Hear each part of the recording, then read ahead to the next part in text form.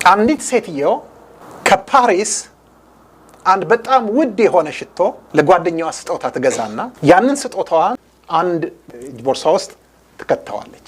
ከዛ በኋላ ወደ አገሯ ለመመለስ ቱሪስት ሆና ነው የመጣችው። ለመመለስ ኤርፖርት ላይ ስትፈተሽ ለካስ አጠገቧ የነበረ ሴት ጋር ተመሳሳይ ቦርሳ ነው ያላቸው። እቺ ሴትዮ የመጣችው ከጣሊያን ነው። ያቺኛዋ ሴትዮ ደግሞ የመጣችው ከፊንላንድ ነው። ስለዚህ ሳታቅ የዛችኛዋን ቦርሳ ይዛ ሄደች፣ ያቺኛዋም የዛችኛዋን ቦርሳ ይዘው ሄዱ። ከዛ በኋላ ሴትዮዋ ደርሳ ስትከፍት ስታይ ቦርሳው የሷ አይደለም፣ ቦርሳ ውስጥ ያለው ነገር የሷ አይደለም። ከዛ እዛ ኤርፖርት ለሚጠብቃት ጓደኛዋ ያን ሽቶ ልትሰጥ ፈልጋ ነበር፣ ግን ሽቶው ፊንላንድ ነው።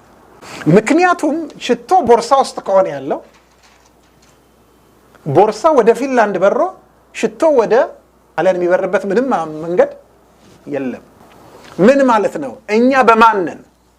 በክርስቶስ ነን። ስለዚህ ክርስቶስ ላይ የሆነው ነገር ሁሉ ማን ላይ ይሆናል? እኛም ላይ ይሆናል።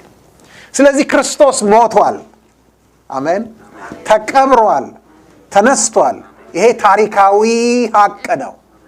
እኛ በእርሱ ከሆንን እርሱ ላይ የሆነው ነገር ሁሉ እኛ ላይ ሀፕን አድርጓል።